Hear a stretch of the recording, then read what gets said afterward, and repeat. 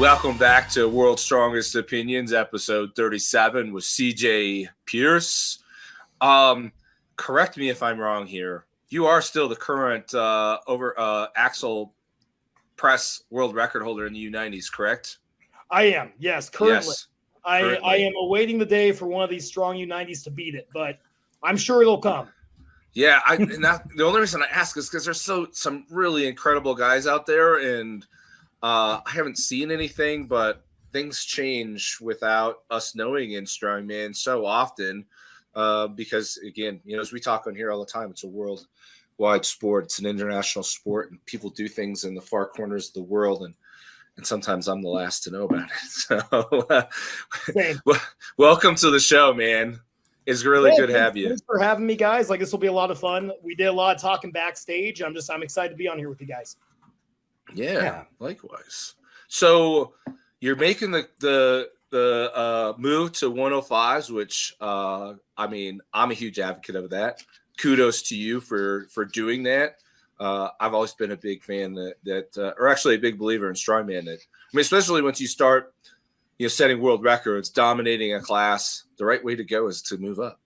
Yeah, I think early on in my my strongman endeavors, I made a huge mistake. I stuck with the U80 division a bit longer than I should have.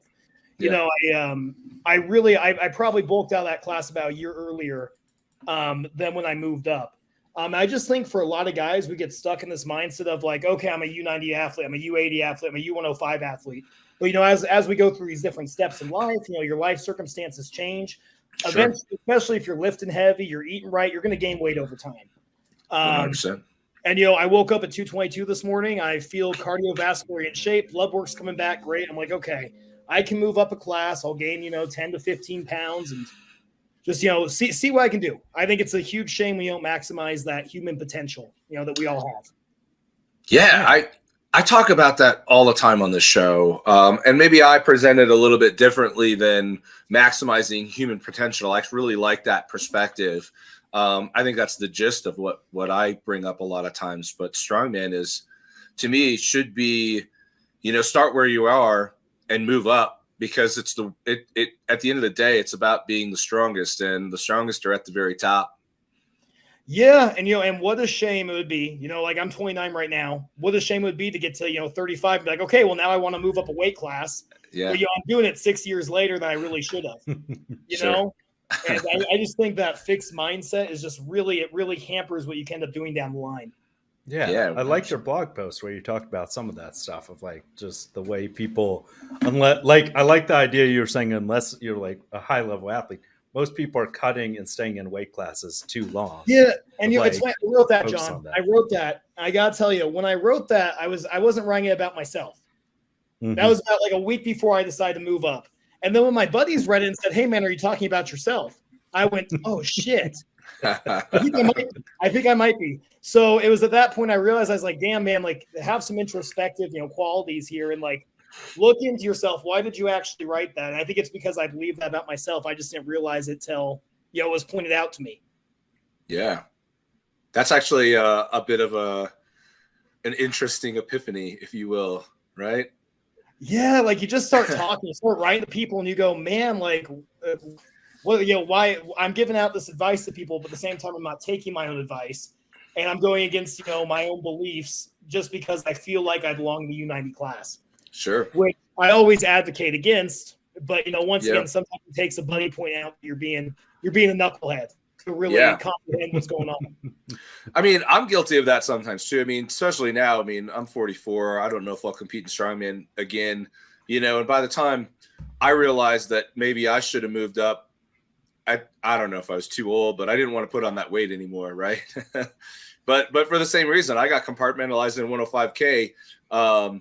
For a lot of different reasons. There was an expectation of more opportunity, maybe an opportunity for a career class. And, in the end, I think I really wish that I would have gone up to heavies. Competed heavyweight several times, many times.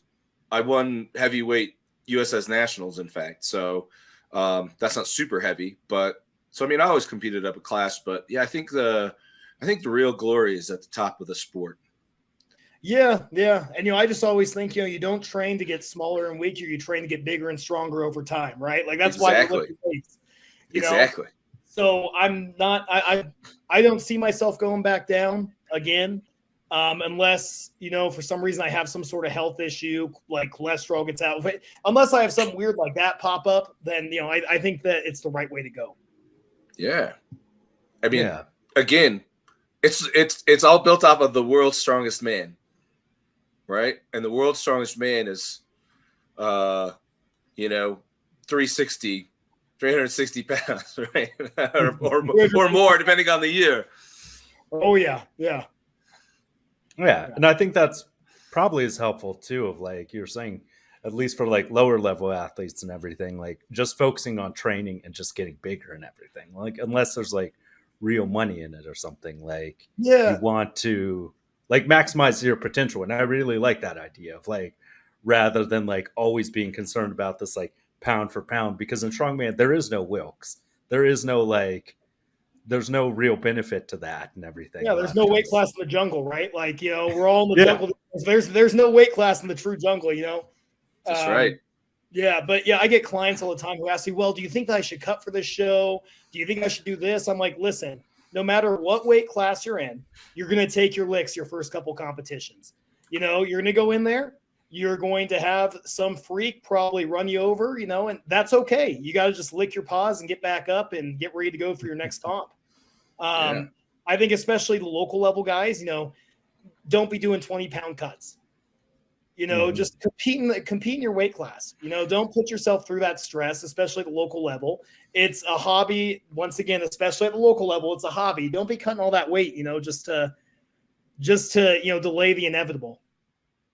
100%, man. Go ahead. Oh, because like you were saying, for a lot of people, like they don't have as much weight to cut as they think. Of like when people do drastic cuts or like start out like 12 weeks out being like, oh, I'm going to cut down to this weight and then I'm going to do a water cut. It's like for a lot of people, especially like near the beginning, you should just be focusing on getting bigger, getting more proficient at what you're doing. Yeah, and I think if it's, like you said, it's a hobby for a lot of people, but if you have any aspirations, I always kind of say that if you're if you got the aspirations to climb the ladder in strongman, you need to get used to losing, because the higher you go, the more you lose, right? Yeah, I mean it's true. Yeah. I mean, unless you're like a Big Z or a Half Thor, Brian Shaw, or even Camby or yourself, that are natural athletes. But I mean, even Camby moving up into heavyweights, and you made experience in 105s. I don't know if you move to heavyweight, you're going to find a point where you're going to have to work much harder than you have, and you're going to lose along the way. You got to I said one time to get comfortable with it. Maybe that's not the right terminology. Don't get comfortable with losing, but be prepared to lose until you're where you need to be to win. Yeah. Yeah, and don't let losing kill your spirit either. Exactly. Like, especially when I started out, I started out really rough. It was, before I was, 19 years old coming into the sport. It was before, social media was super huge. So I didn't really have the way that I learned was going to these shows and seeing like, oh, here's how you log press. Here's how you press a K. So I got my ass kicked a couple times. And instead of, letting it ruin your spirit, you just kind of go, okay, well, that's motivational. That guy just, press the 200-pound log for a set of 20 in a minute. That's really impressive. I'd like to do that someday. It's just who pressed a log 20 and being not clean and press every rep. No, clean, it was clean and press away. And I can't remember who it was, but man, he was a fantastic presser. But I remember I was coming in, I was weighing like 185 pounds, and I was like, oh damn, like I got some ways to go, But I think if you can just keep that warrior spirit and, keep wanting to fight, I don't think the losing should really impact your mental mindset. Yeah, not at all. I mean, you got to get uncomfortable to grow, and uncomfortableness in strongman sometimes is losing. Yeah, no, I mean 100%, absolutely. Yeah, I mean, like you look at the U90 Classic this week, and there's a ton of very strong guys who may not end up in the top 10 this weekend. And the reality of it is just, it all depends on the events. It depends on the athletes that are there. And there's going to be some really strong, competent athletes who are outside the top 10. Absolutely. Yeah, I mean, there's so many factors. I mean, as a weight class athlete, there's so many factors that play in. I mean, you can be your strongest in training and, something goes wrong along the way. You don't sleep well, your cut doesn't go right, your recomp doesn't, work out the way you expected. And I mean, especially traveling, guys from the United States that are traveling to UK, that's I guess depending on where you're at, that's a 7 or 8 hour difference. So a lot of factors go into that. And man, sometimes you have the stars align and you have that good perfect day. Other times, man, things just don't come together, and that's it. That's when you get to that level. So I always say on here, if you're at that level, you're at that show, you're probably in the top 3%, if not smaller group in the world. So that's an achievement in and of itself, right? Yeah, just to get an invite to that show is huge. Right. And then to go there and to, and to put yourself out there against these great athletes, that's huge. I've had people, talk about imposter syndrome. One of my good buddies, he did really well at SC Nationals this past year. And he told me that he was feeling some imposter syndrome. I told him, I was like, you know what, dude, like you can't control who's there. You can just control, who you were the best person on that day. Yep. Don't have imposter syndrome. If you were the best one on that day, there's no reason to feel any sort of way about you winning. You can only battle who's there. Exactly. I have the opposite. I don't know if it's imposter syndrome, but I felt like there were stronger people in the field than me the year that I won nationals, and it never quite sat well with me. That's a really good quality. That just means you're humble. Yeah, I don't know about that. Kind of arrogant sometimes, but that's the way I always felt about that. Though I'm like, there were stronger guys there that probably should have won, but they had a bad event. Yeah. And like I said, you can't control the other athletes. You brought your best package to the show. The other athletes brought their best package, and mistakes happen. Sure. If you win, you win. Yeah. It's a tough one though if you ever like win or get on the podium because someone else got injured or something. Like that always eats in the back of your mind, that feeling of being like that wasn't like a super fair, like what would it have been like? Because it's hard with those like what ifs and everything. I know with OSG last year, like talking to Cam about it, like he was consistently first and second place for the first day and then got injured and everything. Yeah, so it's always like there. Yeah. And I mean, that's a big bummer because I know, like I talked to him a little bit about his knee injury, and he was doing so great up to that point, like you stated. It's just, sometimes unfortunate things happen when you compete, and he's going to come back stronger. Yep. Next time around. 100%. I was looking at it when he was like easing back into it with like close grip bench with 315 pounds. I was like, that's a good way to just way to ease back into it, man. Good job. No leg drive or anything. Just like really easing back into it.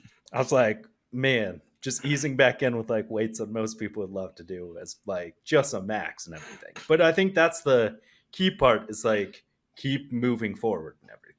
Like part of like it builds character and everything because to dominate all the time is like part of it's like should you be there and everything. Like we talked about last week or last episode of like people these days dominating like novice classes. Someone recently sent me a screenshot of a recent novice event where the men's 220 class, the person who won, their deadlift was 675 and the second person below them was 525, and then it was below that. See, that's not imposter syndrome. That's legitimately being an imposter. That's legitimately like you are hiding. Like, what are you doing? That one, and then the women's 165 class novice, someone pulled 405, which was like 100 pounds more than any other woman did in the field. Man. I was like, that's always like. And I get like some people, they're like, I've never done strongman before, but like if you've been lifting for like years and years, like if you're an accomplished athlete, you should not go to novice going into another sport. I always think novice. I like the novice division, right? I think it's really good, especially for young super heavyweights, because those super heavyweight weights, I've always said it's a lot easier in the sport as a lightweight man than a heavyweight man, especially when you're younger, just because it's easier to hit those lightweight weights than it is to hit the heavyweights. 100%. So I love the novice classes for that purpose. But like you said, if you're pulling 675 and your gym total is above, like 1,500, I don't think you should be in the novice class. I think you should probably bump up to the open. Yeah. Well, novices too. I mean, imagine what that does to like actual legitimate new athletes, people that are new to lifting in general, coming into strongman and just getting, their asses completely wiped out by some dude that doesn't belong there or some woman that doesn't belong there, right? It should be for beginners, right? That's the point of it. Yeah. And, if you're in a 0-1 event, zeroing one event's not the worst thing in the world. I've had a show where I've 0-3. So, it's this really delicate balance with the novice class where I'm a huge supporter of it. I love it. But you have to make sure that you actually belong there. 100%. But I mean, that's culture too, right? We come back to this conversation so often. It's kind of a culture thing too, I think, in strongman. The more experienced athletes, the people that are putting on the shows, there needs to be more support to push those people forward, right? And maybe, I don't know if it's really support as much as it's kind of like kick in the ass. Time to move up. Like one, kind of like for a lot of these people, you do have social media pages, and it's like if someone's registered for your competition as a novice and it's like, oh, hitting comp weight like 6 weeks out, you should be like, hey, you're not a novice. Like, you should go do the other ones. Because I know a lot of people, it's that idea of like zeroing sucks. Like, I zero almost every time I compete if there's like a pressing event, unless they're like the weight's super low to start out. Because I tend to be like our friend of the show, Mark, Deadliest Lift, who just like his last strongman competition just didn't do the press and then won the event overall because he just got first place and everything else. I was like, that's baller right there, to just not even do the free baller. To just be like, you know what, I'm gonna save my energy here. I'm not even gonna try it. Yeah. Like that's a level that like we'd all like to aspire to at some point, to just be able to pass on events you don't like, just to know you're still going to be competitive. It's like one of the most impressive things that we've seen in like World Strongest Man qualifiers. I mean, Brian Shaw, how many times did he not even have to do, the last event to move on to finals, right? Andrew Clayton at OSG last year. I guess, forget which year it is. It was within the last year anyway. I mean, he didn't even need to do the stones. He did anyway and won it. But that's an amazing place to be, man. He had a hell of a year last year because he did Clash too. It was the same thing on the stones. It looked like he had an extra 10 reps on the stones. It was just like, you know what? I'm gonna load this last one just for show, and then I'm done. Dude, that's just iconic though. Just his rant about the stones was like, that's a good one. Just to have the energy that like everyone else is out, and you have the energy to just sit there with it in your lap and just be screaming at the camera, and looking like cycling, and not pass out. Like I probably would have passed out. Well, I would pass out. Yeah, everyone like screaming profanity, and that's all of a sudden just like going backwards. Shadow realm. I was shadow realmed it. Yeah, just do that and then just launch it over. I'm like, that's an impressive thing. Also, brief note that Brian Shaw actually got the copyright or trademark for The Strongest Man on Earth, so they're going to hand out that title at the Shaw Classic. Oh, yeah, because he got it from Paul. What's his name? Paul Ohl or something. Yep. Oh yeah, from Fortissimus. from Montreal, right? From Fortissimus. Yeah. That year, Poundstone 1 is still like one of my favorite strongman shows I've ever seen. 100%, dude. That Natty Stone load, whatever it was, 500 something, dude. Stupid. Oh, I mean, just ridiculous. Yeah, I've watched that so many times. Like, me and my buddies, we used to get, when we were younger in the sport, we used to get drunk together and just watch strongman shows. Yeah. I would always turn around and be like, dude, we saw this a week ago. I'd be like, you know what? I'm like, I'm a 6-pack deep. I'm ready to watch some more Fortissimus. Yes, dude. Fortissimus was amazing, and it's unfortunate that can continue on. And I don't know what all the details were, but that's pretty unfortunate. Yeah, I agree, and hopefully, I love the Shaw Classic has been so great. Just as a spectator of the sport, it's been amazing. Like the live stream is pretty seamless. Everything works well with it. So hopefully, Shaw can really run with it and make something special again. Yeah, I agree. I mean, because it seems this is kind of the trend. I mean, if you kind of look back, I've been in around strongman since 2007, I think. And even in that period of time, I've seen so many organizations, so many big shows come and go over the years, right? The only two consistent ones have been WSM and the Arnold. So it'd be really nice to see more shows actually get a foothold and stick around for a while and actually, be a consistent big show on, some circuit of sorts for those guys. Yeah, I mean, I'm really hopeful. I think social media is really, obviously, it's a double-edged sword, right? Social media.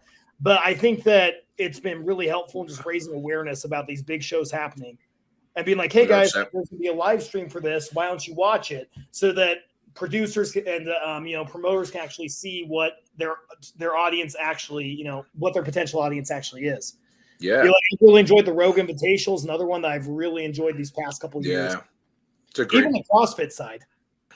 Yeah. I mean, it's a great production all around. I mean, the quality of the equipment, the organization, I mean, it's bar none. Yeah, I mean, I'm always blown away by it. I'm like, man, but they've got a lot of money to spend though. That helps. Yeah, having the money they have definitely helps. Like that crazy arm over arm, like roller coaster looking thing. I love that. Mm-hmm. Oh man. Oh, that was like, for one, because I got to see that of like live, all that stuff, and the CrossFit thing, like watching them do the log, and some of them it being the first time they touched the log, and just like watching them just try to like learn the technique as they go, and like some guys, it's their first time on the log, still got up to like 300 pounds, which is decent for someone who weighs. Like it's really impressive because most of them were power clean the log. Yeah. Yeah, I'm like, man, like I think my biceps would have given out by then. I'm already missing the left one. I'm missing the lefty, so I think my bicep probably would have given out with that. You're missing on the proximal end or the distal end? Distal. Oh, you didn't get that fixed. No, it got reattached. I just consider myself part of the torn bicep brotherhood. Oh yeah, so like I tore my distal and it's stronger now than my right one. So after reattachment, I'm like, there was days where I was like, should I just try to tear it, and that way it gets strong again? So I've trained with this. So the first guy that I ever trained with, like a hardcore saying, was the 60. Well, at the time he was 55. Now he's 65. But I remember, like the first day I walked in the gym, he had a easy bar curl, and he told me he had partially torn his bicep and he was trying to rip it off so he could get it reattached. So he was just sitting there, just letting the weight crush his bicep. And after 20 minutes, he went, "Damn, it's not going to rip, is it?" I'm like, "I don't think so. I think that's it." And he was so pissed off. And now I mean, it's not wrong though, because once it's reattached, I mean, seriously, my left bicep is, I mean, I don't know. I don't know that it's indestructible, but it certainly feels like it. I've had absolutely zero pain, zero problems with my left bicep after surgery, but my right one just keeps nagging me. Yeah, and that's where I'm at too. And actually, I'm exactly the same as my left distal bicep on a tire flip, right?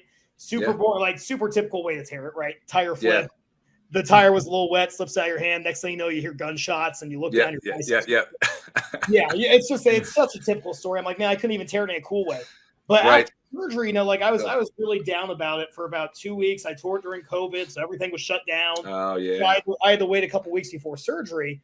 But I remember after surgery, I was like you, Darren. I was like, man, I kind of want to test this, test this new arm out and see what it can do. Yeah. And what'd you do? Well, so I was good. At the time, that was when I was first starting dating my now wife. So I was wanting to be good for her and like listen to the. Oh yeah. So I waited 8 weeks and I pressed my first 300-pound log post surgery. Nice. I was well behaved up until 8 weeks. Oh, you were better than me because I was. I think I hit an overhead press PR out of the rack. I was dropping everything. I was taking it out of the rack, pressing and dropping because it's that. And I hit a log PR out of the rack, I think, at week 5, and then I hit a beltless deadlift PR by week 6. And I remember going in because I had a post-op follow-up, and I told the PA what I was doing, and she's just like, her eyes just got big, and she's like, "I'll be right back." And in comes the surgeon. He's like, "Dude, you're like scaring my PA. You gotta stop doing whatever you do." They're just like that. So he's like, "Yeah, man, like I hit like a 350 press out of the rack, felt really good. And Darren's like, I deadlifted 800 bicep. No, it wasn't that much back then. It wasn't that much back then. but you get that robo arm that's supposed to like slowly open your arm up. Well, I started waking up and my arm was like fully extended. And so I'm like, well, clearly I don't need this. And so I started kind of just testing it out slowly, light. And I'm like, well, double overhand, there was no pressure on it. It didn't hurt. So one day I just ramped it all the way up. Yeah. It was fine. I think too, like, especially when I talk to friends who tear, like, because it's so common in our sport to tear a bicep.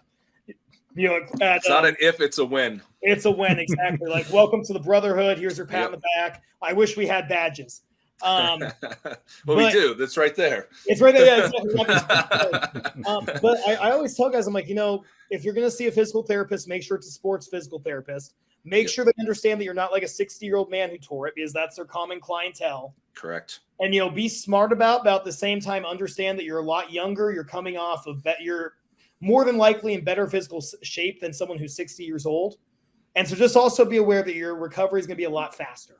Yeah. And if you're using creatine, stay on the creatine. It's very beneficial for recovery. It will make it so you don't drop weight. And yes, it will also help your recovery.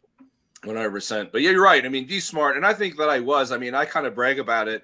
I didn't just go in and try to like hurt myself. There was a lot of stuff that I couldn't do. Like there was like curling was 3 pounds, right? For even post 12 weeks, it took a long time to be able to contract the bicep. But anything that was pronated grip or just pressing straight up and dropping, there was never any pain. So you got to be kind of smart, but kind of getting back to like their typical clientele being older people or average people, all their data that they have that they base the recovery process on is really average people. They're not athletes, or they're certainly not strength athletes. And so, one of the things the surgeon told me, he said, the things that you're doing are pretty remarkable, but the reality is that we don't really know what you're capable of. So we take a very conservative approach. And he said it was pretty crazy that I was able to do that. He'd never realized that somebody post distal bicep surgery could be deadlifting as much weight as I was. And, he still was like, maybe you should slow down a little bit, but it's kind of an interesting process, because I think a lot of people do get really worried. They don't want to move their arm, right? They don't want to, it's really hard to get back into things because they're scared they're going to tear it again. But I think, again, sticking with your protocols, your diet, your rest, training unilaterally is huge. There's a lot of science, research rather, that shows that unilateral training will reduce hypertrophy in the injured limb, right? So I'm a huge advocate of that. If you hurt like a bicep, especially, just keep training, man. I mean, take your week out post-surgery, let the painkillers wear off and get right back to it. Yeah. And, especially with all the cool things we have nowadays, right? Like you got an SSB bar, you can still squat heavy, I tried to do that and I realized how tense my entire body got under that strain. And there was a point I couldn't squat heavy because there's just too much pressure on my bicep, because I was just tensing up so much. Yeah. And the other thing I really liked was those Spud Inc. deadlift straps. Yes. I love that thing. I keep it around at the strongman gym that I train at. I keep it around the gym now just because, bicep tears are so common. Or just injuring your hand. I had a buddy message like, hey, man, I got injured. Can I use your deadlift strap? I'm like, that's what it's there for. We're just going to keep it there full time. Yeah. Yeah. I mean, there's a will, there's a way. I mean, I had to squat a little lighter than Matt, then I don't know, probably 80%. I don't remember what it was, but yeah, safety squat bar, keep squatting. I did, man, my right arm's like dumbbell clean and press, was like 165 for strict press. My arm was like stronger than it's ever been. I never got back to that, but yeah, man, I mean, there's so much you can still do. There's no reason to stay out of the gym, because it's only going in. Motion is key. Agree. And stay moving. Because so many people get depressed and then they'll just like stop moving. Of like, I've had friends who have gotten injured or hurt their back and something, and then decided to just like take months off from working out and everything. And it's like, that can be brutal. Honestly, coming off my bicep tear, the bigger part was just the emotional impact, because like for, since I've been lifting weights now since I was like 11 years old.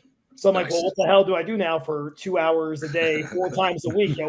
So there was like that emotional part. And then I realized like, oh, there's still a lot I can do. Like Darren said, that unilateral work is so important just to keeping both sides of your body healthy.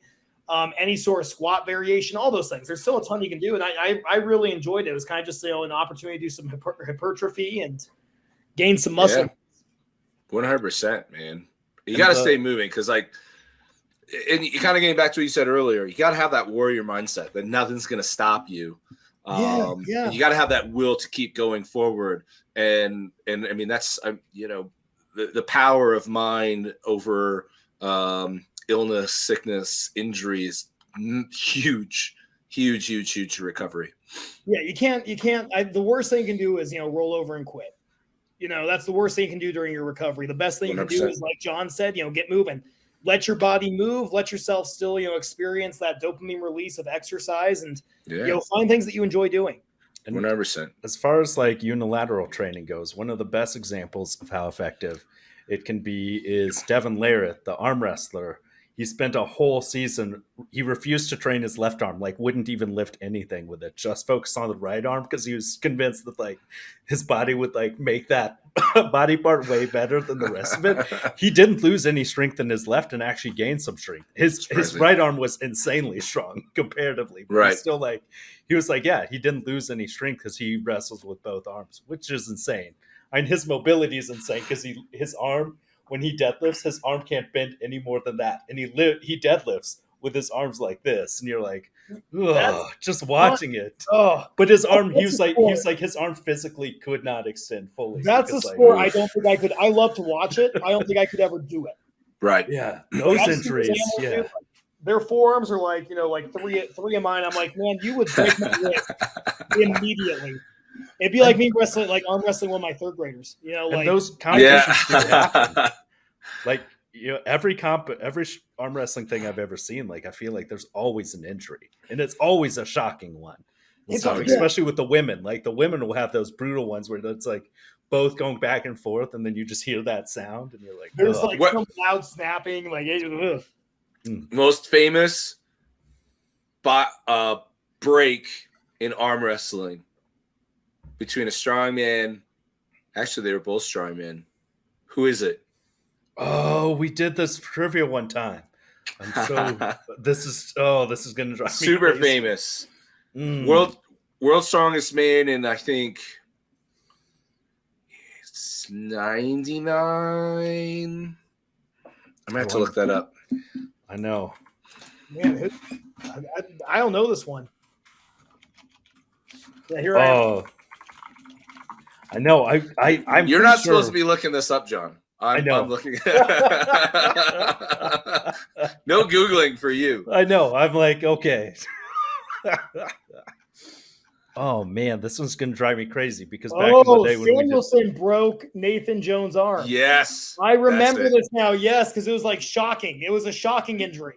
Yeah, it was. I think he broke his whatever ulnar radial something, whatever it's called.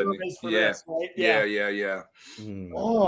Arm breaks are just some of the most shocking. Like all injuries can be shocking, but that was arm like brutal. Just that gunshot sound, just like two broomsticks snapping. Well, because like Magnus Samuelsson was a legit professional arm wrestler at the time, I think, or I mean, he was for a long time. And Nathan Jones had never really arm wrestled, and ran his mouth and.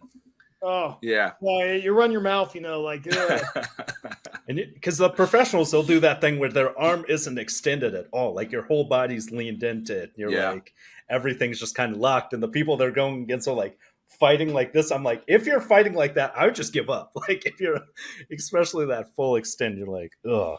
But that's a shocking one. That's a brutal sport. I was at a gym in Phoenix. And there's this guy up there. He does arm wrestling, like semi-professionally. And he was sitting there doing just wrist curls.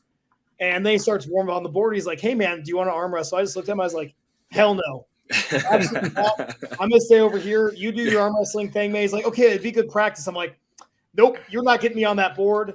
Like, ugh. No. People ask me all the time, like, if I want to arm wrestle, and I don't care who you are. You could be just like some average Joe. And I'm like, no, I'll pass.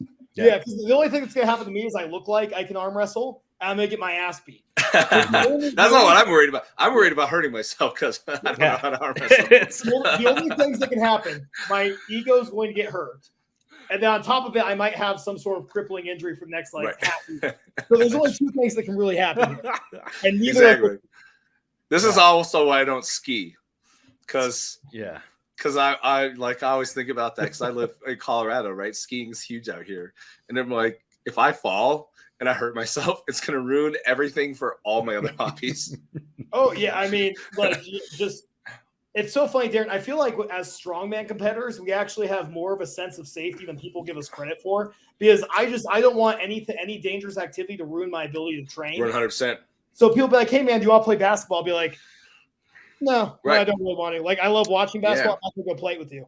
Like, we do that and then go strap ourselves into freaking Hercules holds. Right? That'll never do that. We'll do these we'll put 900 pounds on our back and try to run it as fast as we can. And then they're like, hey, man, do you want to go, you want to see who can jump farther? I'm like, no. I'm not jumping. No, but I'll like carry an anvil and like fire extinguishers and put shit over my head that I can barely hold. Yeah. Strongman's like a dangerous sport on one hand. And you're right, though. Like, I've never wanted to risk my health or injury or anything to prevent me from competing from strongman. But man, strongman is not the safest sport either. No, I mean, it really isn't. I feel like you said earlier, everyone's going to have some weird injury throughout their strongman career. If you do it long enough, you're putting so much stress on your body. Eventually, it's going to happen. And you just got to overcome it, 100%. Like I was how many years deep into this? I think I was 5 years deep into the sport with my bicep, tore. And that seems like, the common timeline. You get into it, 4 to 5 years, you reach a certain point and all of a sudden you have some weird injury. Yep. And you just gotta keep pushing and finding things you can do. 100%, man. But what's his name? I hate to bring Mark back up again, but for a while people were hassling him that he might tear his bicep he would stand on top of things and like he had a kettlebell handle he'd attach to like 300-pound Atlas stones and just zercher it with the one arm, and people they're like, dude, your bicep's gonna be messed up. So his next video or something, he was like, well, people have been worrying about my biceps, so I decided to do something safer, and he does 5 plates double underhand deadlift. I was like, everyone was like, that's just like, he does some shocking things, but it's a lot like if someone invites me to arm wrestle, it's the same as if someone invited me to double underhand my max deadlift. I'd be like, nope, not maxing out. Well, that's a great comparison. That's the best comparison to arm wrestling I've heard is like just trying to double underhand 500 pounds. Yeah. I'm like, sure, no thanks. You could try to find your max double underhand, but I gotta give him credit. That is some really high quality trolling. Like he does. He does a lot. He does a lot for the meme, man. He does because he dislocated his shoulder, and that's why he skipped the overhead press. Here's how confident he was: is he skipped the very first event and still knew he would win. Like that's the kind of confidence you need to just be like, I'm not even doing the first one. Absolutely. Just like, but yeah, he gets the trolling though. But it is like, it's arm wrestling. It's the same as like, for some reason, every strength expo these days, they have arm wrestling, which is always, it's weird. But those 2 sketchier ones are now the professional slapping seems terrible for your head. Like, and then the max strict curl. That's always watching people train their max strict curl. I'm like, both those sports, I'm like, that's not. Well, like, who does that? Is it NASA that's really into that? NASA is super into it. Then there's 100% raw, like the 100% raw powerlifting circuit that was around for a while. Yeah, they had like max curl. Just such a weird event to me, but it seems really subjective too, because it's like it's super difficult to judge because it's like what really is a curl? What is where do you draw the line in the hip drive? Right, it's like a front hold. Right, exactly. Yeah, it's like the front hold or side hold event in strongman. It's like, okay, when do I give you the final down command here? Yeah. Well, I think I want to say I think it's NASA. You have to stand against a wall though, so you can't arch your back. You can't cheat too hard, which is good. You can't cheat too hard. Yeah. But I think you have to bring it like to your chin. Yeah, which I could be wrong about that, but I think there are some kind of guidelines on what is a good rep and what's not. Yeah, and It's not strongman. There's standards. no. It's funny because like I always tell people like, oh yeah, that's so weird that someone would do that to their body, and they're like, you go and you pick up rocks for fun. I don't want to hear anything weird from you. Yeah. You go on bike, you want to see what the largest rock you can pick up is. That's weird. Yeah. Okay, that's fair. Never mind. I'm done judging. Yeah, but I like most things in strongman because it's like testing your whole body, whereas it's always weird when you're like testing just one very specific part of your body. That's when it starts to get like. But I mean, old school strongman is kind of like that, though, right? Yeah. The old school lifts were really, I mean, the bent press, for instance. I guess that's sort of a full body thing, but the back lift, for instance, isn't really. I mean, you're taking a lot of the upper body out of that. The bent press is one of the most impressive things watching. There's I think it was there was a USS show a while back where a guy, there was no one in like the 198 class or something, so he had to go up. And the overhead press thing, it was like 200 pounds or something on the circus dumbbell, and he couldn't do it, so he went over and did the bent press and actually got it up. That's like, awesome, man. That's like, impressive mobility because it is. I don't think I could get into a bent press position like just in my living room right now. So that's some impressive mobility.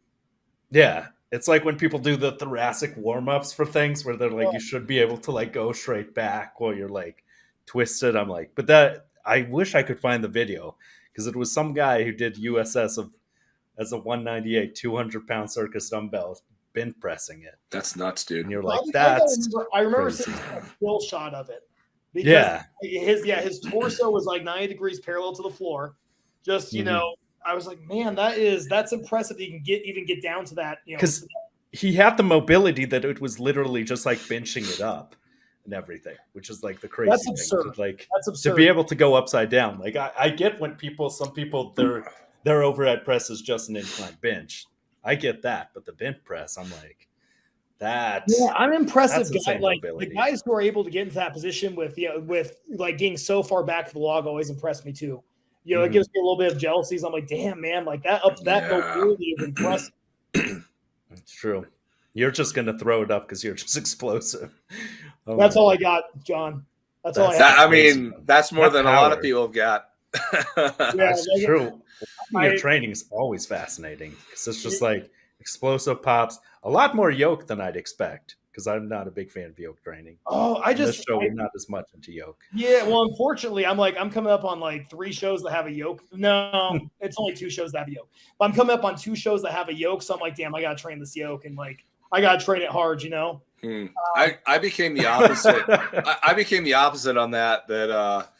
I stopped training yoke because it again, it's like deadlift. It affects all of my other training so negatively. And my best yokes were always when I was most fresh. And when I'd start training yoke heavy, it just got worse and worse and worse and worse. And so did all my other events. When I stopped training, and then I would never perform well at competition. I stopped training yoke, started focusing on my other events. Everything else came around, and my yoke was some of my best runs in competition. Yeah, no, like I'm completely with you because like I have a couple buddies who are like, man, like I really want to hit a 1,000-pound yoke for like 20 feet. I'm like, no, you don't. Why? Yeah, why?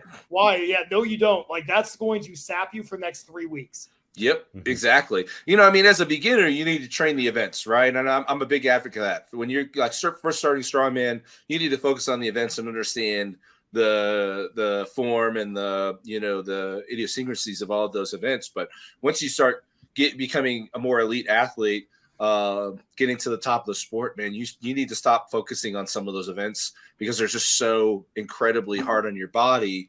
You're not going to get. I personally think that you're probably not going to get better at the yoke, but you can get stronger and perform better on the yoke. If that makes sense. I completely agree. You know, like I think a big mistake a lot of younger guys make is they don't do enough squatting. Correct. And they don't do enough just general strength training over time, right? Like I'm going to improve, my bench press. I'm going to improve my military press. I'm going to improve my back squat. Instead, they get way too event happy. And they end up just like on the stroll, like, okay, I hit yoke on Monday. I'm going to do stones on Tuesday. And it's like, okay, well, where's your barbell lifts? Exactly. Like you miss that stage of your little strongman life cycle. And exactly. I think the yoke thing, I mean, there's a side note of just like a few weeks back, Mitchell Hooper had this video of hitting 1309 on the yoke, which is insane. Like that's He's just good at it though. he did it, but he also didn't come in first place at the Strongman Classic like just a few weeks later. You're like, could there be a correlation, or is Evan Singleton just gotten way better? Or he's always been good. But it was interesting that I'm like, a healthy Evan is a very fucking powerful opponent, man. Because he's a beast. Like because he doesn't have any real weak events. No, he doesn't. He's up there because most people will have something of like Mateusz deadlift and everything, or some people have like press issues. Whereas like Singleton, he presses well and his deadlift's insane. Yeah, no, he's all around just a great athlete. And like his heart like beats for the sport. It does. Like he is so driven. And like you said, he really doesn't have even like Trey Mitchell, with his grip. That grip will give out on occasion. It'll really hurt him. So yeah, I'm hoping Evan has a big year. I really think he deserves to have a big year. It's true. I think Southside Strength in general, like that gym's going to put out like for the strongest state, that America's strongest state. Like when you have like Singleton there, Tyler Obringer, I watched him compete last year at the USS Pro International. Just all those guys who are amazing football players who have moved over. Tom Evans is another one. Like having a strong athletic base and then like being a massive person. Oh yeah. Like that's huge compared to just being a massive person who happens to do. I completely like these freak athletes that we see coming over. They're usually coming over from something, right? Mm-hmm. Like they did something before, whether it was Olympic lifting, powerlifting, football. They were doing something athletic before they came over. The America's Strongest State competition is going to be really fun to watch. It is. I agree. A lot of CJs in there. I didn't realize a lot of CJs and a lot of Tylers.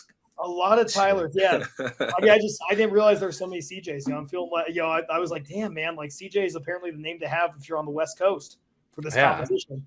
I was wondering that. I was like, is it all the same two names of like Charles something? So no, it's not. Like, no. I had to ask. Naturally, I had to ask the other CJs, right? Like, I'm the weird guy that has to know. So I'm Charles. CJ Cross is Christopher, and then CJ Allen, I think he's another Chris. So yeah. Unfortunately, not all Charles.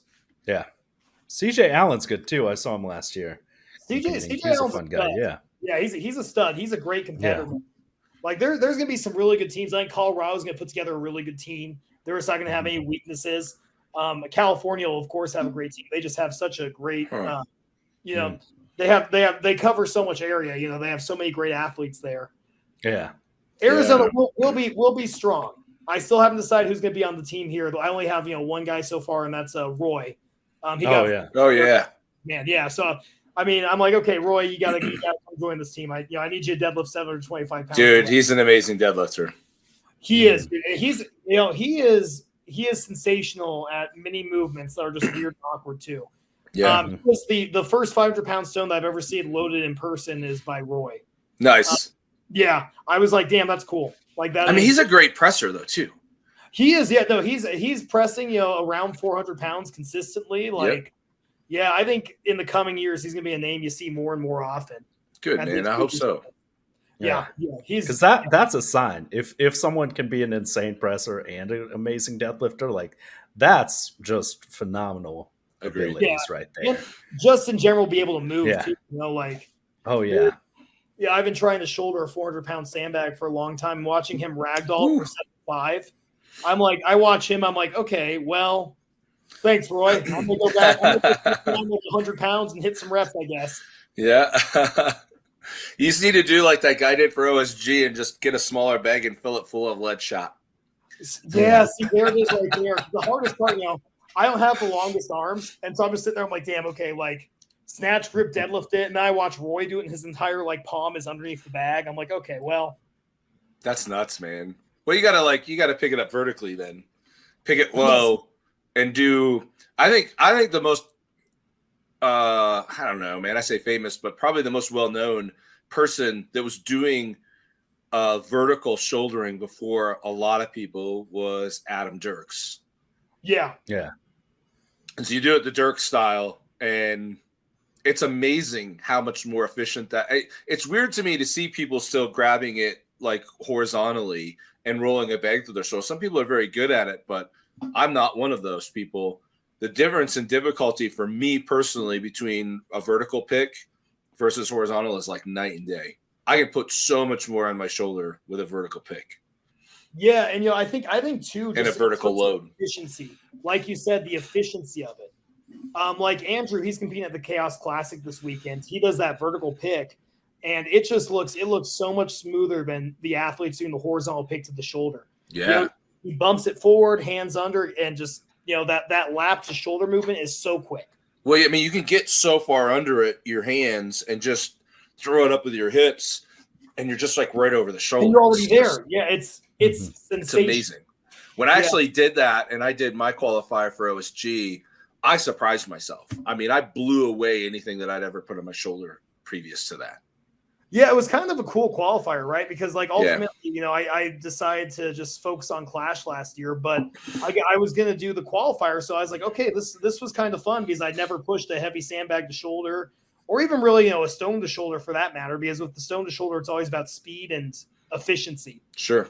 So it was kind of fun just to see what you could actually do with that kind of lift. Yeah. And some of the lists were just, dude, that qualifier was probably one of the most competitive I've ever seen in the sport. The numbers people were putting up between the sandbag and deadlift. And I mean, even the overhead was like amazing.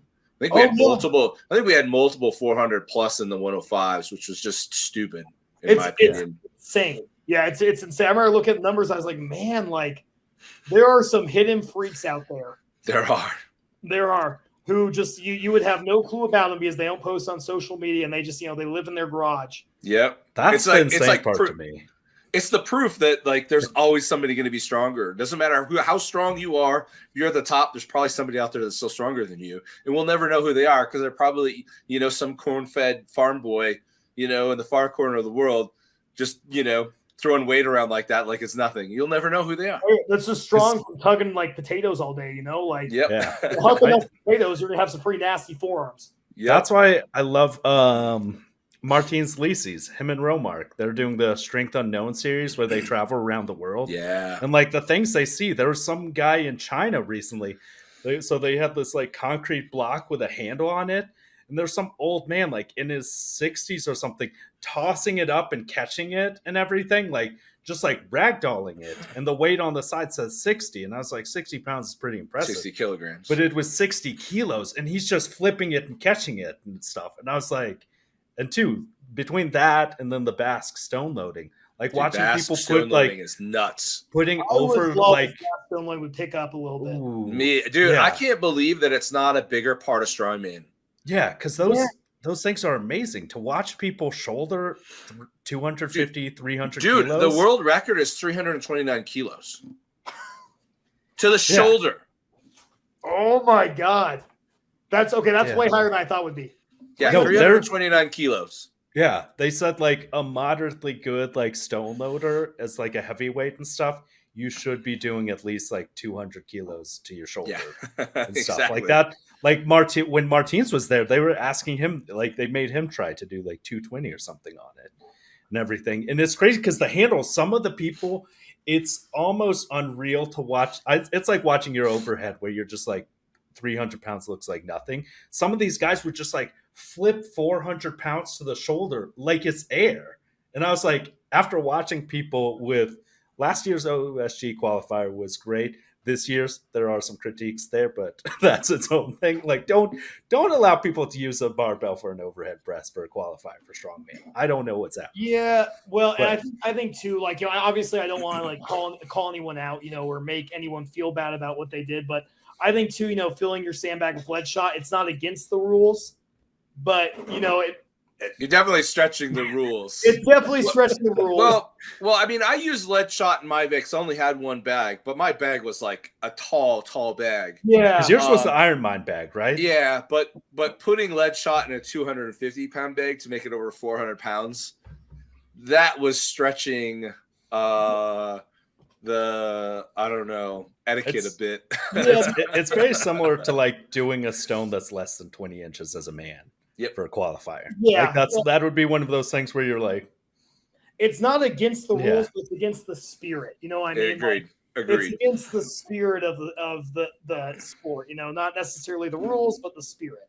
yeah, which is hard because it is a sport for cheating. Of one of our first like real funny viral videos was Darren doing like a parody of sumo being cheating, and then he put, I don't know how long it took him to do it, but he has a suit on, multiple belts, and like all the gear. Dude, it was It would have miserable. taken like probably 45 minutes to put on.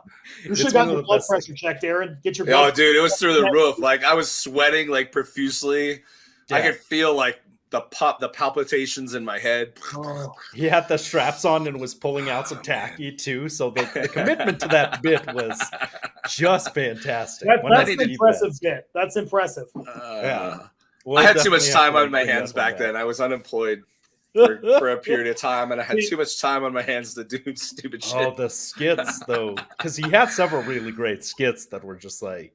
There's one where he did like 500-pound searcher that looked like comically easy, which was insane for like just how he did. People are claiming our friend Atlas Power Truck claimed that he was just like casually rowing 500 pounds to his lap.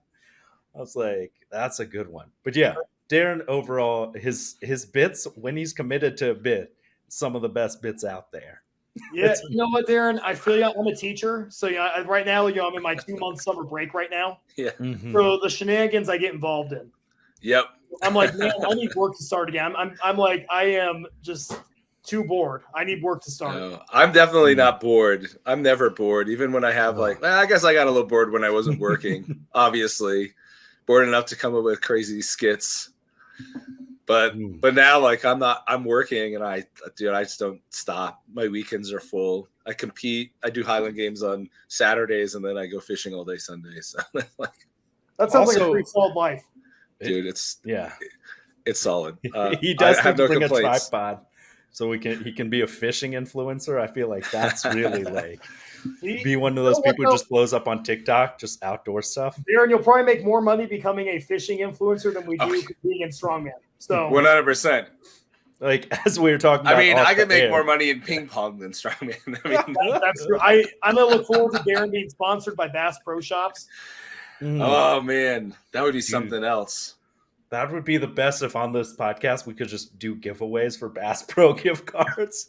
We'd be like, I need to learn how to actually use a camera though. Like I'm terrible at that. Like I just throw my camera up on the bank. I find like a stick sticking out of the ground to prop it up against, or I like find enough grass. And like so my videos like through blades of grass, and like it's terrible. Yeah, I set my phone up against my crock. I just like, I pull off my crock, put the phone against There the you go. crock. And there's the tripod. Yep. That's I've done true. that. Done that really. You gotta stuff like a wrist wrap or something behind it so it stays upright in the shoe. Exactly. Yeah. And like guys are like, why don't you just buy a tripod? I'm like, because that would ruin the fun of trying to set my phone up inside of a crock. Exactly. that's true. Just trying to get that angle. The best is when you're setting your phone against something for like deadlifts or something, and it just falls over in the very middle of it. Or like as soon as you do your first rep, and you're like, "Cool, at least I recorded that very first rep play." I had a day at the gym 2 months ago where I set up my phone on like an easy bar curl rack, like a preacher curl setup. And it was like 5 a.m, and so my dumb ass didn't check to make sure there was nothing that could fall on and shatter. And so I racked the way I look over, my phone's just shattered on the floor. I was like, man, it just tipped over and it hit one of those middle prongs sticking out. No way. And I wanted to make it seem like a freak accident, like blame something else, but it was me not checking my surroundings. Oh man. man. That's why I don't wear like headphones or my glasses when I go to the gym, because I'm afraid that they're gonna fall. Like I can't keep earbuds in my ears; they just fall out. I'm like, I'm gonna smash them. I'm gonna step on my glasses. Yeah, I'm fueled by like ADHD frenzy. And so this ADHD frenzy just results in like, things getting broken, things being misplaced. I lose my belt half the time. My belt is like duct taped together because I keep losing the bolts to it.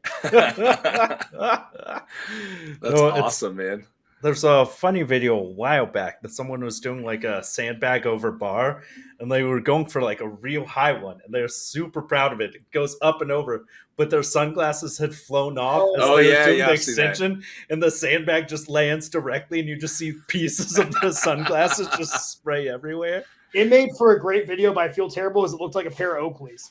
Oh Right. yeah, no, it was. I was Right. like, Yeah, I was like, I man, stopped buying Oakleys because I smashed 2 pairs. I'm like, well, that's my sign to stop spending hundreds of dollars on sunglasses because I keep breaking them. yeah, this is a side tangent about Oakley's.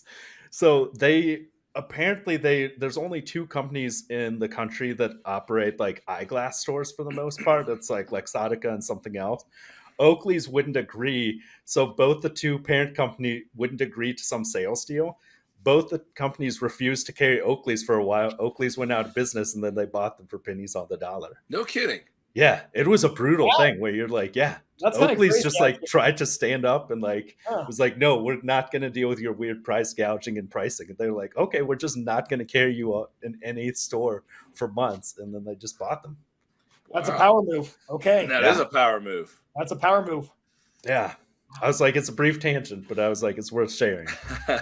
Also, the 3 of us are going to be in Colorado in a few weeks. That just occurred to me because you're Yes. doing Colorado Strongest Man, right? Yes, I am. I'm a super heavyweight. Nice. Yeah, that'll be a ton of fun. Like I saw, I think Justin Lloyd signed up for that division, so that'll be fun. Justin will be here too. Yeah, Justin. Yeah, I saw Justin Lloyd on the roster as a pro super. Nice. I haven't seen I actually asked Brando for the roster today. I haven't been looking. He's gonna send it over to us, to me and John. We're MCing. We're gonna be partners in the MC game. Yeah. Ooh, what a great pick! Wow. Yeah, man. Brando's just knocking it out of the park, man. He is. He really is. I mean, he's going above and beyond, and it's good to see somebody with as much passion as he has jumping into the game here in Colorado, because we need more of that. We definitely need a lot more of that. Yeah, and he's just I just seeing him prepare, for the show too. Obviously it's a local show, but seeing the effort that he puts into a local show in his state and the amount of pride he has, have those logs custom made, the Pikes Peak Stone series. It's amazing to watch. It really is. I just pulled up the roster because it's on Iron Podium, and it does look like a good group of people there in the pro men's thing. Oh yeah, like as soon as I saw your name on there, because it's Isaac Whittaker, Justin Loy, Vince Wilkinson, Eli Morgan, Adam Geiger, Charles. Oh, Adam's competing? Mitch Godwin.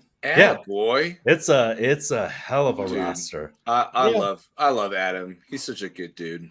It'll be a really good show, just overall, and I just enjoy too. That's just like I said, a local show. A bunch of guys are coming over for it though, just because Brando's done such a good job making it something special. So it's cool to see a show, just like a state strongest man show get so big, just because the promoter puts so much effort into it. Yeah, because it really is like we're going to have them on the show hopefully in the next 2 weeks or so, because that way we can promote the show and everything, because it's exciting. I'm going to fly out there. I'm not the best at flying. Just flew this weekend back from Virginia. Dude, flying sucks. Oh, it does. And I finally got to the point where it's physically uncomfortable to fly because I'm too big for like basic economy chairs. So it's like an awkward thing of like in the middle. Andy likes the aisle, so I get the middle. And like common etiquette says if you're in the middle, you get both armrests, because the window person gets window, aisle person gets the aisle. outside person gets I know, because there was connecting flights. There's 2 different people who didn't understand that, so I just had to like awkwardly just like keep my arm closer and closer, and just like push it off to just be like, this is my territory here. But yeah, it's gonna be a phenomenal show. Like I agree. A lot of work for it. Yeah, me and my buddy flew to Iceland last summer, and he's nice. He at the time he's like 6 foot 290, so big dude, right? I was like 210 at this time last year, and we were flying next to each other. I was like, man, this was a terrible seating arrangement. Shoulders are over the bars. I'm like, there is nothing you can do. Dude, I can't tell you the number of times that I've just taken like coach random seating and getting stuck between 2 other big guys like in the middle. You're just like you're like this, or like even if you get the aisle and there's a big dude next to you, like you're like this the whole flight. It blows. Yeah, and then you get out of the plane, you're like, man, like we waited to go do the Hoosfell Stone until like 2 days after, just because our backs were so sore from just flying over. Yeah. Oh, it gets. That's not that long of a flight though for you, is it? I mean, I think from Denver to Keflavik for me is 7 hours. Is it that far? I mean, that's kind of a long flight, but I've done it a handful of times, 3 or 4 times, and it's not terrible.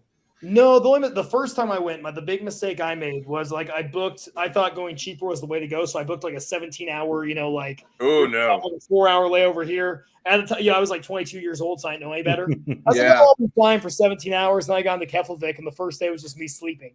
So yeah. You got to fly Iceland Air. It's like from Denver, it's a straight flight to Keflavik on Iceland. And the last time I went, dude, the plane was like basically empty. I had an entire row from window to window to myself. I just laid out and just crashed, dude. It was amazing because it's a state funded or state owned airline of Iceland, right? So they operate no matter what because they're subsidized by the government, by the Icelandic government. Dude, flying overseas is so much better than flying domestically. Oh, like, dude, if you get the right things, like here, it's just gotten worse. Of like. Now it's to the point where they're like, oh, complimentary beverages, but like no snacks anymore except for the Biscoff biscuits. And it's like that. You used to get like a meal on any flight like over like 3 hours or something like that. Yeah. And now you can buy one. And you still do in Europe. Yeah. Yeah, now here we are. Weird. We have to live off the Biscoff biscuits for 3 hours. We're taking a bite every hour. Yeah, as long as they give me Stroop waffles, I'm happy. Dude, I like a Stroop waffle. I didn't know you guys were on the Colorado's Strongest Man, though. That'll be fun to see you guys in person. Yeah. It's the first time we're meeting in person. Yeah, we've not actually met in person yet. It's pretty nuts. We've been doing a show since November? Yeah, you guys. October 2nd. October. Yeah. So we're coming up on our 1-year anniversary. Oh, so congratulations, guys. Yeah, it's been a fun time. We actually started to get some invitations to stuff and everything. So like we're hopefully gonna MC Colorado's Strongest. There's some fitness expos that we've gotten invites to down here in Texas and stuff. But it's all like it's all about fun. Like it's great to get invites, but between PTO and using that for personal time versus this becomes really difficult, right? And then paying our own way is tough too. I mean, there's possibly a benefit to it down the road, but this is all an investment. It's not easy to like. I want to go and do every show like that we get invited to, but it's not that easy, unfortunately. It's true, especially like Texas. Like at least I can just drive down or drive up to like Dallas, the North Texas Strength Expo. We're doing that one. Then there's one in San Antonio in October. I think too that just this is a little off topic now, but just like talking about how much it costs to compete and do all these shows. For me, I'm a third grade teacher, so kind of like my agreement that I've kind of come to with myself and my wife is like, okay, I get one big one a year, and then everything else has got to be kind of cheaper shows that are relatively high. It just makes sense as you're trying with different life goals. Because I've had buddies who get a little sad they can't do certain shows. I'm like, dude, that's life though. Like it's life. If you do one show, you're probably not gonna be able to do another just because it's not economically feasible, right? Nor is it really responsible, right? It's not. I wasn't very responsible for many years. If I look back at the amount of money that I spent on strongman versus what I actually earned, oh man, it's heartbreaking. Honestly, I had a year like that 2 years ago. It was kind of a wake up call to me. I was like, okay, this year, you spent about $5,000 like flying out and competing places. It might be time to kind of turn that dial down a little bit and not be spending $5,000 on plane tickets. And dude, Europe is like, I mean, Europe can be cheap. There's places in the United States that are more expensive than traveling to Europe. No, I completely agree. But that kind of the reason that I think I could still be very competitive in 105, even at 44 in the opens. But I'm enjoying competing. I'm going to get probably at least 6 shows in just Colorado this year, all costing me. I have to travel tops an hour, and every one of them is like $45 or $50 entry fee. Highland Games, and I get to compete. Yeah, like a lot. That's amazing. That's amazing. They give you food and stuff too. Dude, they actually feed us at almost every show for like $50 entry fee. We get a pretty decent meal. Yeah. That's amazing. That's yeah. So that's it. Because too, Darren's That's getting very close to being in the Super A's. He's like a top of Dude, I will be a A Super A right next now. year. I yes, swear to God, I yes, will be a it's gonna Super A happen. next year. I will be pro before I'm 50. Yeah. That's my promise to Highland Games. I love it. I love it. Skipped all the beginner steps, just like came in right at the top. Well, I But mean, close, not quite, not to but the yeah, top. I did skip a couple levels because like that kind of goes back to like the earlier conversation, right? I'm like, I'm already an accomplished athlete. I'm not going to go and do novice because that's dumb Yeah. and unfair to the novice who are really probably mostly just starting. Yeah, who are truly It- novices, right? A truly novice.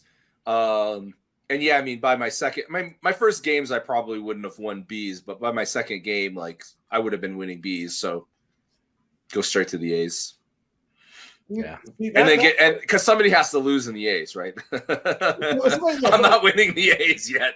like, I think though, like that life balance that you found, especially just like being able to compete, do what you love, but also balance it with your other responsibilities in your life. That was amazing. Yeah, right. Like, And I mean, it helps not having kids. yeah, like that's one of the things. Like we talk about having kids, and it's kind of nice just being able to also save money and go take cool trips every now and then. Yeah, but there is like, I'm 44 now, and it's starting to kind of. I've never wanted kids per se. I don't hate children. I'm not really good around kids, but at the same time, I'm like, I'm starting to get this age where like, man, am I gonna die alone? Am I gonna be in a hospital bed and there's not gonna be anybody there? Because I don't have a big family, right? So yeah, I don't know. That kind of starts to eat at you when you're older. Don't let it get you, Darren. Don't let it get you. I can see the yeah. you right now. Don't let it get to you. Yeah. I mean, I hope that I die with a fly fishing pole in my hand, fighting a bear or something. Cool. I think the ideal, me and my buddies, the ideal way to die is a stone carry at like 60 years old around Iceland's Pen. Yeah. And just like accidentally tripping backwards and the Husafell takes you. Or your heart just gives out, man. Yeah. Yeah. That would be okay too.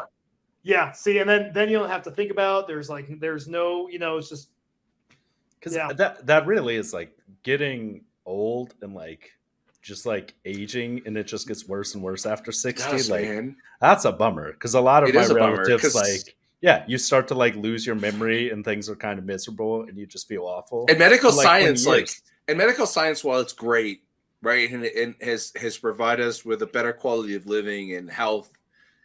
In the end of your years, it just keeps people alive unnecessarily for a long period of time to profit, right? That's kind of how I feel about it. Mm-hmm. It's like, is that really a good thing? I think it would be better to just like you said, like die carrying a stone, deadlifting, or, out in a river or something, out in the wilderness. That's why our healthcare system's so expensive. Is end of life care is extremely expensive. Dude, it's crazy. Like, because some people, I know, a few years back, my uncle passed away, but he was in the hospital in a coma for a long time beforehand, and that's a bill that was like over $500,000. Dude, it's nuts. And stuff, and that's the crazy thing. Crazy. And that's crazy, right? Yeah, it's crazy. It's really messed up. Yeah, it is. It's messed up in a very, very twisted way, man. You think about it, it's like, it's hard to let people go, that you love. And there's like this desire sometimes to keep them alive as long as possible. It's selfish though, right? It really is. At the end of the day, it's a very selfish thing. And I mean, but as sentient beings too, it's hard for some people to cope with the end of life. And you want to cling on to life as long as possible because that's your natural tendency. But at the same time, from the medical perspective, it's a massive profit for them. Because I mean, don't want to get too political, but it's like, I mean, right. Politics are tough. Careful. Yeah. But I'm like, but realistically, like our country proved with our approach to COVID and everything that we would willingly sacrifice the future of young people to protect older people who are like the primary market for like medical companies and stuff. Like canceling school and like all that stuff for kids, like that's real hard developmentally. I know you've probably seen it as a teacher and stuff. Like it's a challenge and stuff for a lot of these kids. Like school is a huge outlet for them. It's a stable environment. It provides meals. Like, Yeah, I think this is obviously another off-topic discussion. But I know coming back, from shutdowns and all that, we weren't even shut down all that long. We actually came back October, which was a lot faster than a lot of schools. Yeah. We came back October, and just socially, the kids were so far behind. Like they didn't know how to, like they didn't know how to share, and they're in third grade by now. They should know how to share things. Right. Like you should know how to tie your shoes. You should know how to keep yourself clean. You should know all these things. And the parents during COVID, they didn't teach their kids this stuff. So they come to school. I'm like, okay, Johnny's got dirt all under his nails. Like his parents didn't teach him how to, clean himself. That's great. So there I am trying to teach Johnny, how to clean underneath his nails so he doesn't come to school with, shit all under his nails. So yeah, just the whole quality of education kind of went down for about a year and a half. Mm-hmm. And there's something to be said for a country that's willing to sacrifice the future of young people to preserve old people is a questionable choice. We'll leave it at that. Leave it at that. Leave it at WSO opinion of it's a choice, but no, it'll be great though seeing you all in Colorado and everything. So do you live in Colorado, but you're the head of the Arizona State thing? How does that work? So I live in Tucson. Brando came down for a show I hosted last year. Okay. And as soon as Brando hosts a show, it doesn't matter when it is, I'm going to go up and support him. Okay. Yeah. He came down. Cool. Yeah, he did a show when he was living in Arizona. He did the first show I ever hosted. Nice. And then he came down for the second show this past year. And so I was like, all right, man, like we're buddies now. Anything you host, I'm going to go up to. Yeah. First show you do, I'm going to go up to. Just because like you want to support the good guys, right? Like support the good promoters who care. So yeah, I'm going to be traveling up there, just flying in the Friday before, competing Saturday, and yeah, just really trying to have a good time there. And then the next weekend I compete again, and then 2 weeks later I compete. So I got 3 shows. Nice. Very no nice, weight man. cuts. You can just eat as much. No weight cuts. Yeah, I'm gonna try to get up to like that high 220 range. Yeah, that's where it's at because it's. Dude, just step on the scale with a big freaking sub in one hand and a big gulp in the other. Oh, I know. Just rub it in. Rub it in. Are you guys cutting weight? Is that what's going on? Because I got 3 Subway sandwiches here. I got Chipotle. That's too bad. You have that's some the way to do it, man. Just a few things in your backpack.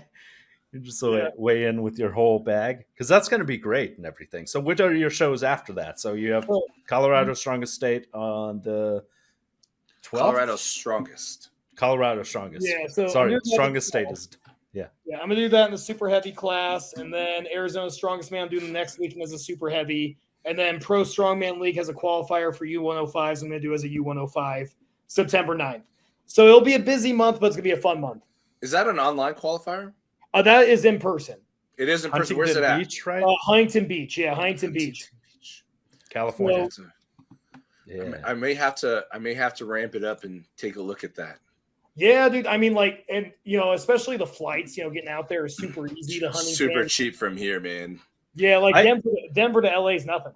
Right? I don't understand. It's like $50. Flying west is super cheap, but anytime we have to fly east is like double the price. Oh yeah, like a bunch of people were asking me why I wasn't doing the SC Nationals, because I did it 2 years in a row. I was like, it's in Erie, Pennsylvania, and I'm not so far, man. I'm not paying $200 to go to Erie, Pennsylvania. I don't understand that. It's more than Los Angeles. In my mind, you'd think Los Angeles would be the most expensive place to fly to. If it comes to me flying to Erie, Pennsylvania for nationals or going to Iceland for a fun trip, I'm probably going to choose to go to Iceland. Because they're the same price. Yeah, it's relatively within $300 of each other. I'm probably going to choose Iceland. Yeah.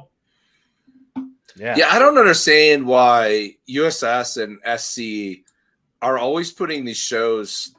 They're national shows. And they're putting them on one side of the country or the other. When you have people coming from every corner of the country, they should be trying to centralize them as much as possible. Yeah, so that people from like California aren't traveling all the way across the country, and the people that are on the East Coast can drive an hour. Yeah, no, I completely agree. Like I think USS had the right call this year going to Dallas. That was a really good call because Dallas is easy. And they'll be in Denver next year, which is smart. Denver, which is smart. Like these major cities, like And were they Minneapolis a couple years? Like I thought Minneapolis was a good pick too because Minneapolis, that's pretty centralized. 2022 or whatever. And those Or one of plane those tickets ones. are cheap, right? Like going to Dallas isn't a big deal. That's about $200 plane ticket, right? Flying to Minnesota is not terrible. You know, these cities that have major international hubs, that's where you want to host these big shows. Yeah. You don't But- want to pick a small sub-city. That's true. I think that, but that would be great though, Darren, if you decide to do that qualifier. It's like already looking it up. Yeah, I'm looking right now, dude. It's like $69. Nice. Yeah, you see, like you see what I'm saying though about like these qualifiers. Like if you put them in the right place, people are going to go to them. Yeah. You know, you put one like Huntington Beach, people are going to go that because it's a good location. It's a good location for a show. Yeah, it's a fun place to travel to. Yeah, and not only that, like go to the. Well, I mean, LA in general is not a fun place to travel to, but That's true. Yeah, but like the rest of it's a good deal, right? Like yeah, but it's cheap. So yeah, and like plus afterwards you can go to the beach, go have a beer on the beach, and then just relax the rest of the day. I need some beach time. Yeah. I got a buddy who he's got a home here and a home in Miami. He's in Miami right now. He's like, dude, you just come down and chill on the beach for a few days. And I'm like, dude, I looked at that too. It's like $138 or something round trip. I'm like, man, I might just go down there for a few days. I need some beach time, dude. The beach is the best. Yeah, no, especially like I live in Tucson, Arizona. So right now it's 114 degrees out. Gross. So yeah, like during the winter, I love winter here, but yeah, during the summer it gets nasty. I'm like, man, I kind of want to go down to Mexico and go hit the beach and just like go just relax, dude. Yes. And now I'm deep in these preps, so I'm like, okay, right. Well, you can always train while you're down there, and then recover on the beach. And then recover on the beach. Recovering on the beach is great. Recovering on the beach is great. That's right. Unless you pass out and get sunburnt. That is by far like the worst thing. So getting sunburnt on your armpits or like the bottom of your feet. It's a very pleasant experience. You're not doing yoke for a while. You're not doing pressing for a while. You're probably not back squatting for a bit. Yeah. No, it's a brutal thing. I don't think I've ever had a sunburn on the bottom of my feet before. You just have to like pass out on the beach and just fall for hours. That's like you're walking on fire pits all day. Dude, that just sounds terrible. No, I don't sunburn. I don't sunburn at at sea level though. Up here in Denver though, I mean, you wouldn't think. I mean, at a mile high, or even if you go up higher, like Estes is like 10,000 feet or so. Dude, the sun is so just disgustingly brutal. So be prepared for that when you're here, CJ. The sun is a different power in Colorado than it is in Arizona or anywhere else. I'll bring it. So like I'm a super white dude. Yeah. So it takes me about an hour to develop a pretty nasty like grade 3 sunburn. So yeah, if that's what you get, if that's what you get at lower elevations, it'll be like an hour here. Yeah. See, I lived in Flagstaff last year, and that's at 8,000 feet. Oh, so okay. Flagstaff. You know what it's like then. Yeah, I remember like the first week I was there, I was looking at myself. I was like, man, you look like a lobster. Yep. You spent 30 minutes outside, and you look. Dude, it's nuts. Yeah. It's nuts. I'm even really tan, and I made a mistake. I went out throwing for like 3 hours without a shirt on. I just didn't even. Well, I didn't realize 3 hours had gone by. But I'm like, I'm already really tan. Like, I'm not gonna burn, dude. I fried. I peeled worse than I've peeled in years. It was gross, man. Horrible. Yeah. Which reminds me, I definitely need to bring sunscreen to Colorado. Then. Yes, you're like me, John. I'm gonna try to get us a tent. We're gonna have a booth. We're not gonna be on the field like typical MCs. We're gonna have a booth. That's the plan, and we'll have a tent over us. That will be great. Yeah, that's a good gig. Because I was gonna say, I was like, getting sunburnt out there for competitions is not great. That's up. Like, John, what are you preparing for? What? You got something you're preparing for? You got like a show coming up or anything? I am doing. Frank, who does our behind the scenes, just started doing the social media for Instagram. He has the Sasquatch Showdown in November, which will be a fun one. He actually just switched the weights over from USS weights to internationally recognized weights. So I was like, that's a smart move. Always 2 kilos. Yeah. So nice. Yeah, that way it's just like 90s, 105s, and then just opens is like the men's. Nice. So cool. It's a good group and everything. So yeah, so I'm just doing that. I just compete very casually. Like I typically don't train any of the events, and I show up 0, 1, or 2 events and just have a fun time. Well, It's always a good time. I think sometimes people miss that too. Like in the end of the day, it's Mhm. what you want to get out of the sport, right? If you just want to go have a fun time, like a casual time, then hell yeah, like go Yeah. still sign up and go have fun. It doesn't matter if you zero Absolutely. 1 or 2 events, like still go do it. Yeah, because that's the main thing is I think at the end of the day, like no one's gonna hold it over you if you 0 events. Like people are No. always worried what people Dude, think. nobody cares even if you win Yeah. in strongman. Yeah. Yeah. They don't give 2 shits that you pulled 800 pounds. They Yeah. definitely don't care if you've lost, that you zeroed someone. They will care if you just dominate the novice class for no reason. Yes, That's yes. probably that's where people really start to If notice. you pull 675 in the novice class, they're gonna give you some funny looks. Yeah, because it's any time. As a woman or a man, if you're doing 3 times body weight anything, you're not a novice. You're not a novice at all. Yeah, move up, bro. It's time. Which I think is the biggest lesson, which is why I loved your blog post and everything. And I thought it was about you when you originally wrote it. I was like, this is interesting. I was like, Yeah, are you're we like, going to oh, see a bigger CJ? It was obvious to everyone that I was writing about myself except for me, which made Yeah. I like my dad. My dad, he's a brilliant man, but he's kind of a space cadet. I'm not like brilliant, but I am still a space cadet. I got, like I feel like I got the short and the stick on both ways. But I'm kind of a space cadet too. So when I wrote that, I was like, oh damn, I wrote about myself. It wasn't like until a week later when I realized that. It's very Freudian of you. Mm-hmm. Yeah, it's very interesting, isn't it? That's Yeah. psychological. I was like, wow, I'm writing subconsciously about myself. Interesting. Mm-hmm. But sometimes like getting the thoughts out there is so key. Like that's why we started this whole show. Is like originally we actually didn't know if we'd have any more topics after episode 3. We were like struggling to know whether or not this show is going to go on and stuff because we were like, I don't know what we're going to talk about.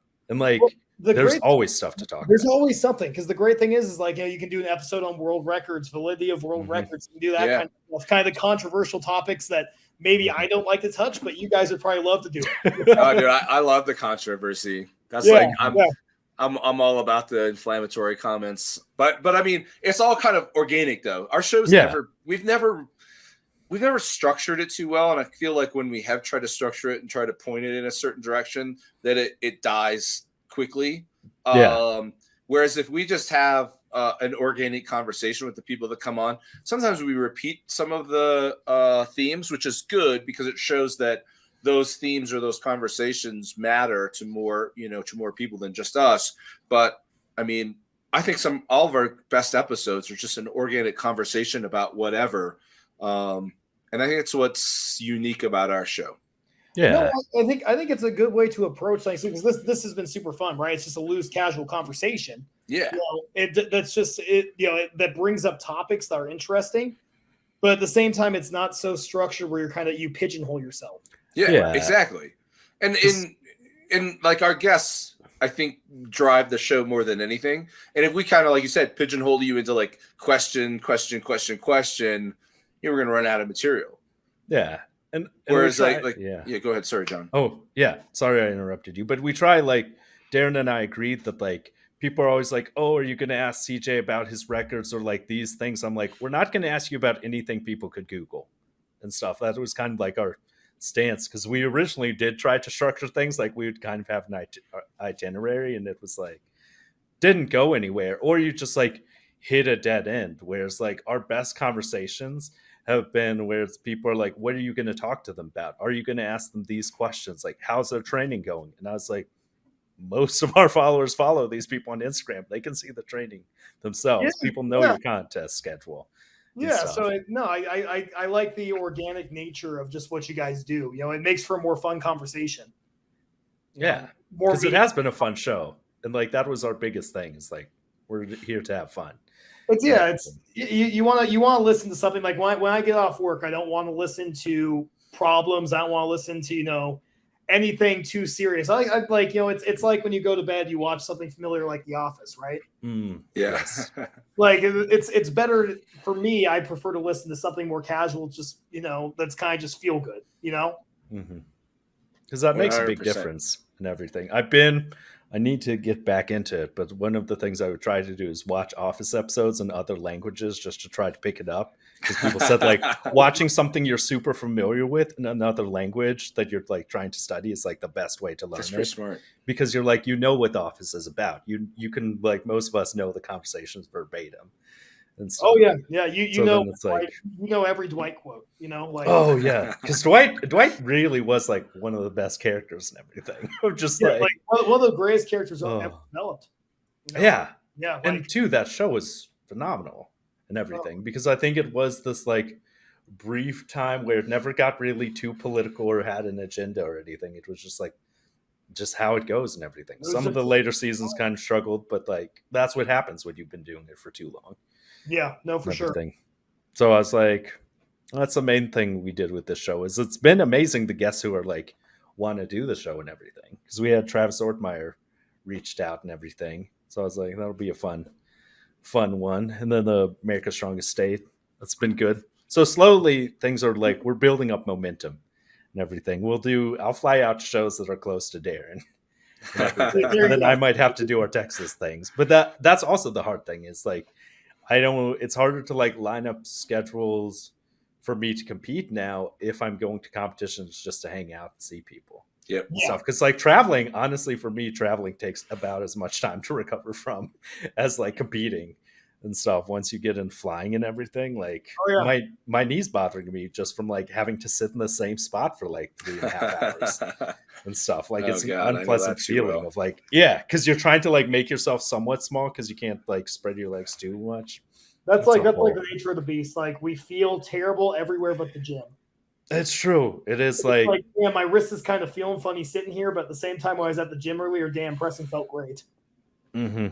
And sometimes you got to do it. Of what was it? The under 64 class. What was her name? Kate from the UK. She like her wrist was hurt, and she still ended up getting second place. Hell yeah! Oh yeah. Because I was like, that's one of those ones. I do, as far as the Chaos Classic goes, we do have to shout out our boy, our man, Tyler Davis. He's clearly going to dominate. That's what we're believing, and we know it's going to happen. And anyone who's been on the show, we'll support you and root for you. Unless, well, I mean, Luke Davis in general.